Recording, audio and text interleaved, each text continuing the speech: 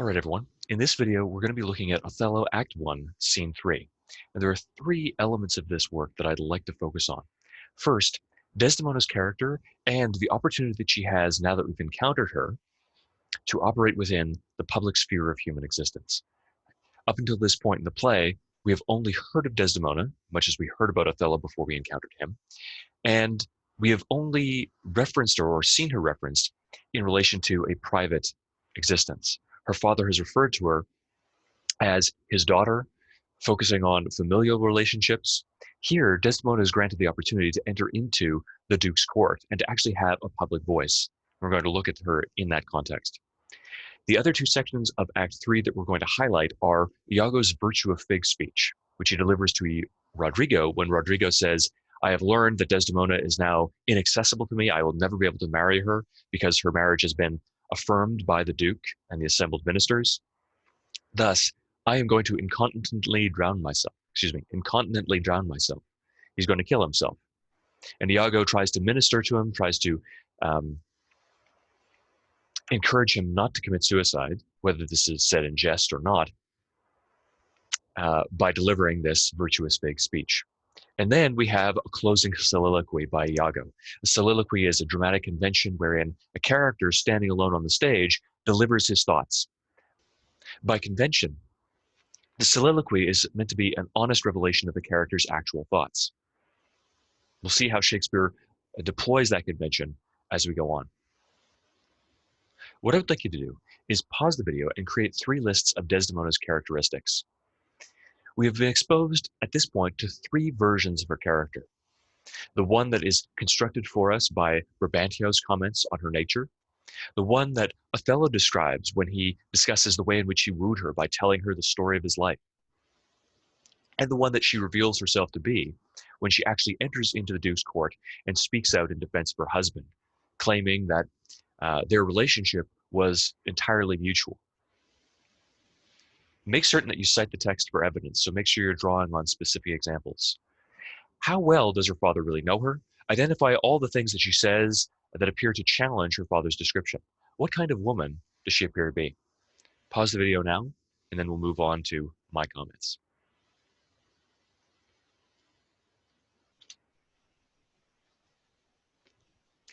Brabantio frames his daughter as a pure, perfect, dutiful, and innocent woman who would be utterly incapable of any act of defiance.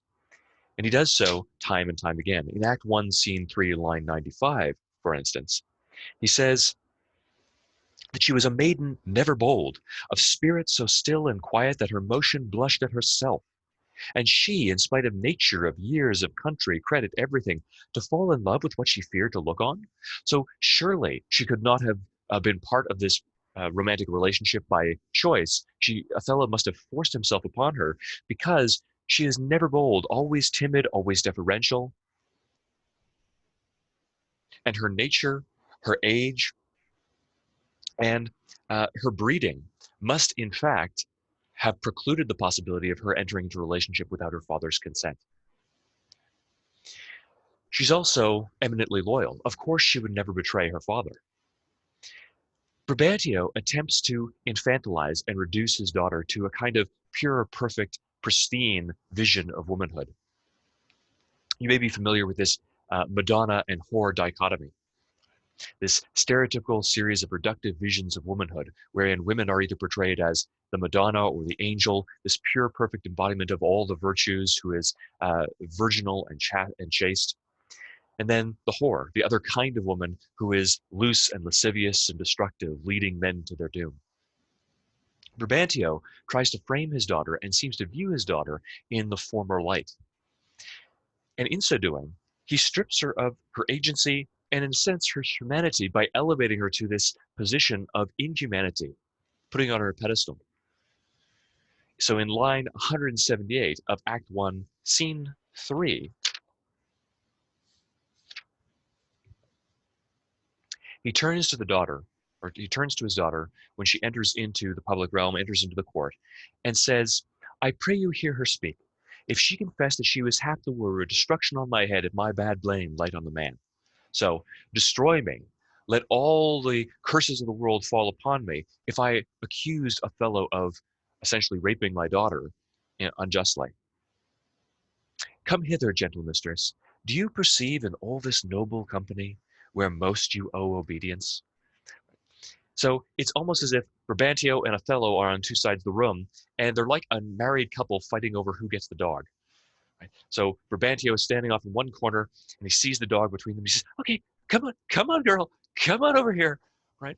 He's treating Desdemona in this infantile and reductive way. We also learn something about his relationship with Othello, and that his objection to the marriage is not really predicated on racial grounds. Because in Act 1, Scene 3, line 128, Othello says, "Her father loved me, oft invited me, still questioned me the story of my life from year to year, the battles and sieges that I had endured." So Brabantio, up until the point that his daughter was taken from him, seemed to love Othello. He had no problem welcoming Othello into his home day after day, listening attentively to the stories that he told, attending to the story of Othello's life. I think that we can intuit here from the relationship that Othello describes that Brabantio is cast in a more sympathetic light. Although he is infantilizing his daughter, although he seems to have all these racist inclinations, the reality is that this is a scared and desperate old man who is lashing out at the world because he is losing his daughter. There's a conspicuous absence in this text, something that goes utterly unmentioned. The question of uh, Brabantio's wife. What has happened to her? Where is she? We never see her. We never hear of her. And I think it's reasonable for us to assert or to posit that Brabantio's wife has passed away. And so as we consider what Brabantio has done and said, abhorrent as they may be, we have to take into account the fact that as he looks on his daughter, he's losing the last part of his wife. Is this woman all that he has left of her? And does that help to explain, if not excuse, the behaviors that he demonstrates throughout this act? Othello views Desdemona as somebody who is, in a sense, similar to the conception that Brabantio presents to us. She is perfectly empathetic, perfectly capable of grandiose acts of pity towards Othello. And he loves her in part because she demonstrates towards him an empathy, a care and concern, a sympathy and an understanding that he has not been granted by anyone else in his life, it seems. So in line 155, he says, after she asked me to continue telling her these stories about the fantastic anthropophagi, cannibals, and the adventures and hardships and battles that I had endured in my life, I did consent, and often did beguile her of her tears. I often made her cry for the stories that I told. When I did speak of some distressful stroke that my youth had suffered, when I talked about some hardship that I had endured. My story being done, she gave me for my pains a world of sighs. She swore in faith 'twas strange, 'twas passing strange, 'twas pitiful, 'twas wondrous pitiful. She wished she had not heard it, yet she wished that heaven had made her such a man, and thanked me, and bade me if I had a friend that loved me, I should but teach him how to tell my story, and that would woo her. Upon this hint I spake. She loved me for the dangers I had passed, and I loved her that she did pity them. This only was the witchcraft that I had used. So Othello reveals to us at this moment that he fell in love with her because she was able to pity him and empathize with him, to offer him an emotional connection that he had never been granted by anyone else. He also views her as eminently trustworthy. He invests in her the opportunity to speak in the public realm. He believes that she, based on her merit, her wit, her reason, is worthy of public voice, a public voice that was denied to her by her father. And he places in her hands his very life. So in line 115, I do beseech you, send for the lady to the sagittary, so bring her out into the duke's court, and let her speak of me before her father. If you do find me foul in her report, the trust, the office I do hold of you, not only take away, but let your sentence even fall upon my life. In other words, take away my public position, my reputation, my status as a general, and my life, if she accuses me in this public setting. So he grants her public voice and places his life in her hands and his position. But we've already seen that for Othello, public position, public identity, and base animal subsistent life are one and the same. That dangerous conflation arises again.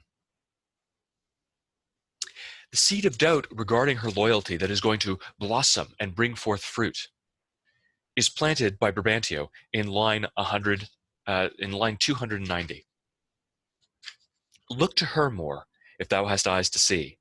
She has deceived her father, and may thee. Look to her, watch her carefully, because she betrayed me, her father, the man to whom she professed loyalty and had a duty. May she not do the same to you? Othello denies it and says, my life upon her faith. So, her faithfulness to me is something on which I would stake my life.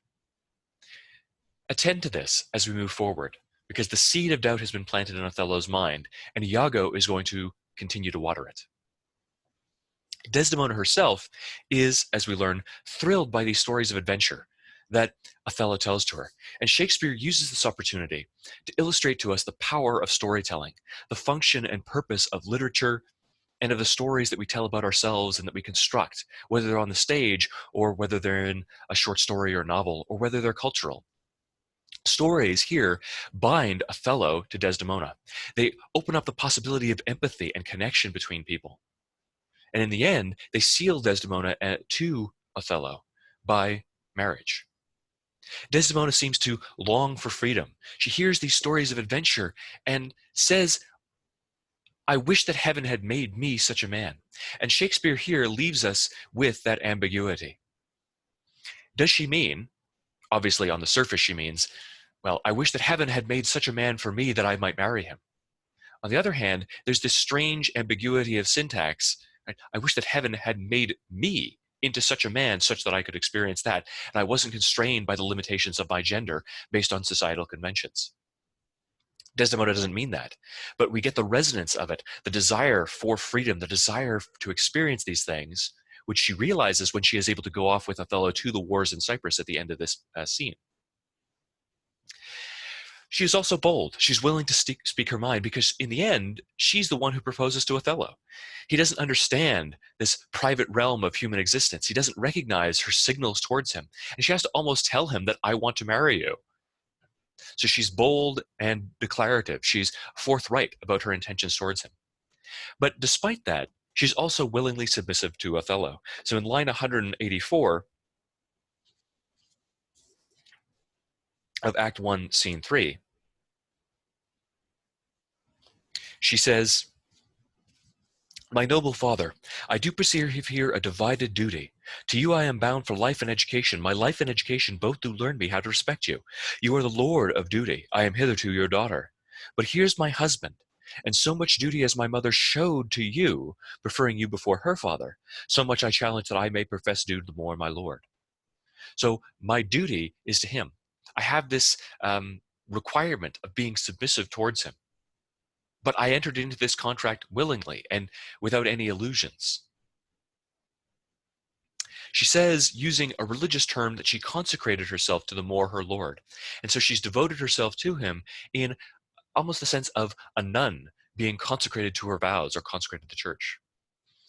There is another element to her character that belies the image that is constructed for her or of her by her father and Othello, this pure, perfect, pristine, virginal, angel, chaste Madonna. Because she throws in her father's face this attempt to infantilize her. In response to his attempt to reduce her to the status of a young girl, she asserts her womanhood by connecting herself to Othello here. Here's my husband, and so much duty as my mother showed to you, preferring you before her father, so much I challenge that I may profess due to the more my lord. But she also rejects her father's attempt at infantilizing her by appealing to the memory, it seems, of her mother. Because as so much duty as my mother showed to you, not shows to you, implying that she's gone and she no longer shows it because she's passed away. So much do I owe to the more my lord. Brabantio attempts to infantilize her, and so Desdemona throws in his face this attempt by calling to mind the memory of her departed mother.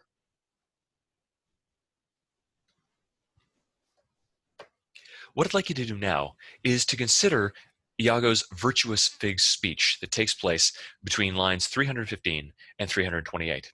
What is his core argument? How honest is he being here? Is he merely attempting to manipulate Rodrigo? And how does this speech reveal Iago's villainy and its nature? Take a few minutes to think about these questions, and then we will return to them.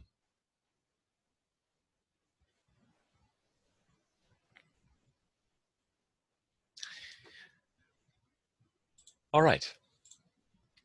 So Iago's essential argument is that we have the power to make ourselves whatever we wish to be. As in the same way that a gardener can choose to either leave a field idle and not plant anything, or to sow any kind of seed that he wishes, so too, if we simply have the will to make ourselves what we desire to be, we can become anything. And this is, of course, fitting for Iago, given that he is constantly becoming something else. He's morphing and changing at any given moment, depending on the dictates of the particular circumstances in which he finds himself, in order to best control the situation and control others. We are what we make ourselves to be. In this moment, he's drawing on a common Elizabethan image of the garden, or metaphor of the garden. But he's not being entirely honest. This entire speech is delivered to achieve his own ends. Rodrigo comes in and says that I will incontinently drown myself. Now that I know that I have lost Desdemona, I'm going to kill myself. Iago uses Rodrigo as a source of income, as we learn in the first lines. Thus do I ever make a fool my purse. And as Rodrigo says, you have had my purse as if the strings were thine. I've given you money. I've let you use my purse, the purse in which I hold my money, as if it was yours. So Iago can't allow his gull, his fool, his purse, his source of income to die. He needs him to keep on living so he can keep on exploiting him. So in this moment, what he says is not necessarily truthful. It's designed merely to manipulate Rodrigo and prevent him from doing anything rash or foolish. And so he says to him, I believe that this notion of love is really just lust. That's all that you have for Desdemona. And if you can possess her, if you can have her sexually, then you'll have satisfied yourself. And Rodrigo is shocked. You believe this is actually the case, but I can't have her. And Iago says, don't worry, we'll come up with a plan. All you have to do is control yourself. Balance this passion, this desire you have for Desdemona, and the passion that you have to kill yourself with reason. Use it to balance the scales of your life between reason and passion. It might not be immediately evident to us, but Shakespeare's Christian audience would have understood that there was a great deal of subtext here that I'm going to unpack for you. Hold on to your hats, because this is a complex series of issues. We need to first establish a few underlying subjects before we understand what's going on. First of all, Iago responds to Rodrigo's lament that he will drown himself in response to the realization that he'll never possess Desdemona by preaching reason. Don't give in to your passions. You have reason to cool your raging lusts. He seeks to save Rodrigo's life. So, let your reason rule over your passion, but not control it, rather direct it. You have this passion to possess Desdemona sexually? Wait. Use your reason to hold off just going after her directly or doing something rash or foolish. Instead, direct your passion, control it, modify it, and then balance it with reason so that you can achieve the ends of your passion. In this moment, he seeks to save Rodrigo's life and to prevent him from doing anything ridiculous. So that's the context. In order to understand what's going on here, we have to recognize the Elizabethan understanding of reason, or what they would think of, perhaps, when they heard the term reason. Reason, in Koine Greek, is logos. Logos also means the word or reasoned speech, so it has a multiplicity of meanings. In John 1:1, one of the Gospels in the Bible, John, the apostle of Jesus, says this: in the beginning was the Word, the logos, which Christians interpret as Jesus, and the Word was with God, and the Word was God.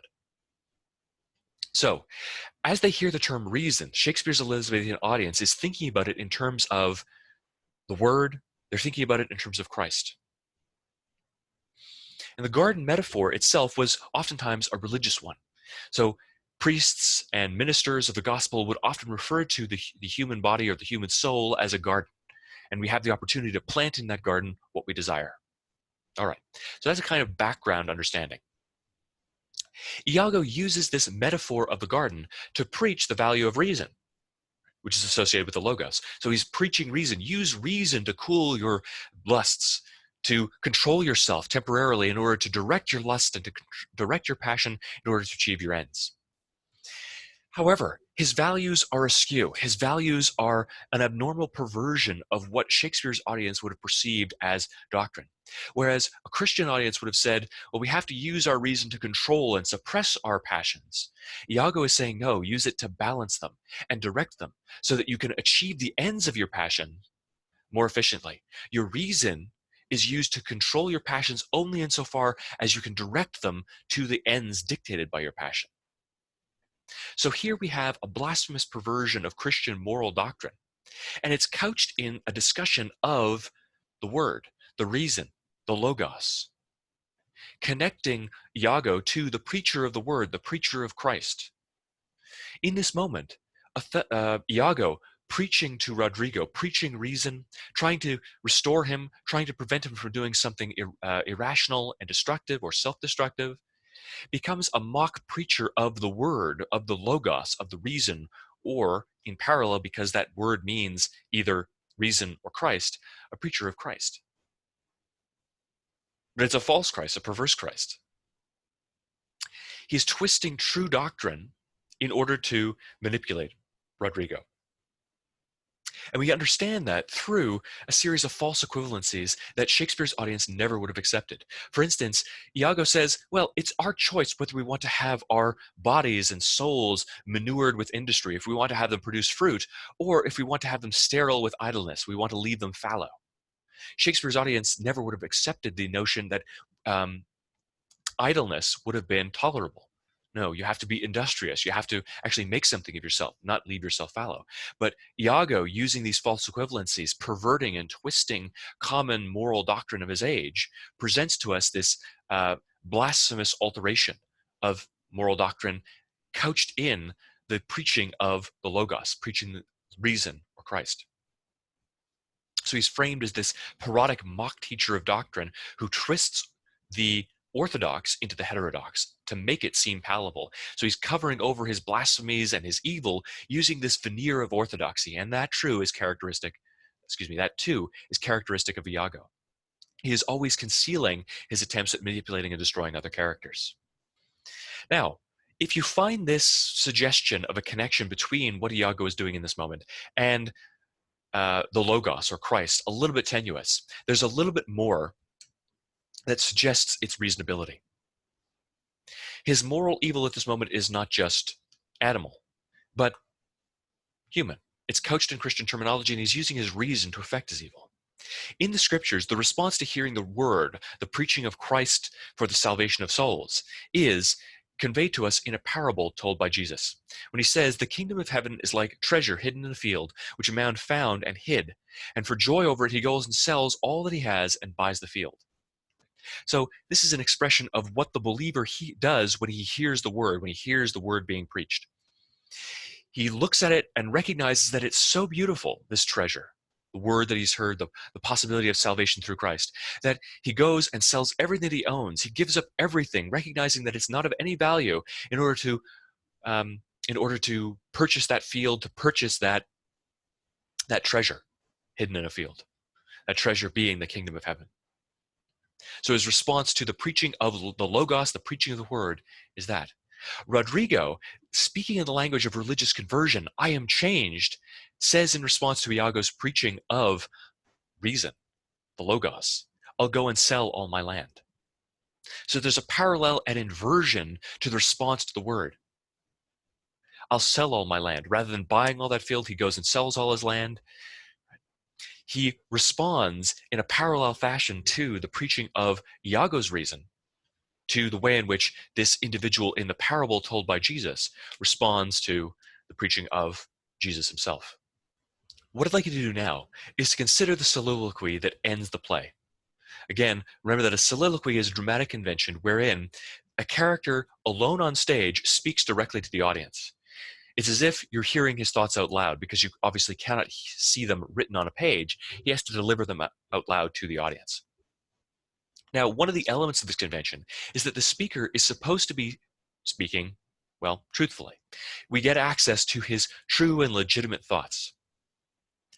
I would like you to try to summarize the soliloquy in modern English, and then answer the question, what does the soliloquy reveal about Iago's character and motivations? How does it relate to the themes that we've discussed thus far? Pause the video, then come back after you have thought about this question. So, Iago's soliloquy. In line 375, he says, I hate the Moor, and it is thought abroad that twixt my sheets he's done my office. In other words, it is thought by many people everywhere that the Moor has taken my place between the sheets of my bed, that he has cuckolded me, that he's had sex with my wife. Now, this is a remarkably strange revelation because it is the only time in this play that anyone ever mentions it. The only time we gain access to this rumor is through Iago himself. There's never a suggestion of impropriety between Othello and Emilia, Iago's wife. And there's never any indication from anyone else that this rumor exists. It calls us to question the legitimacy of this accusation. It makes no sense. It's never substantiated by any kind of external support. Is Iago, who is always lying, always adapting different faces, different identities, doing so right now? Is he still wearing a mask? Is he violating, and is Shakespeare through him violating the conventions of soliloquy? And I would submit to you that he is indeed. Iago is constantly hunting for a motive. He's constantly seeking out one excuse after another for his hatred of the Moor.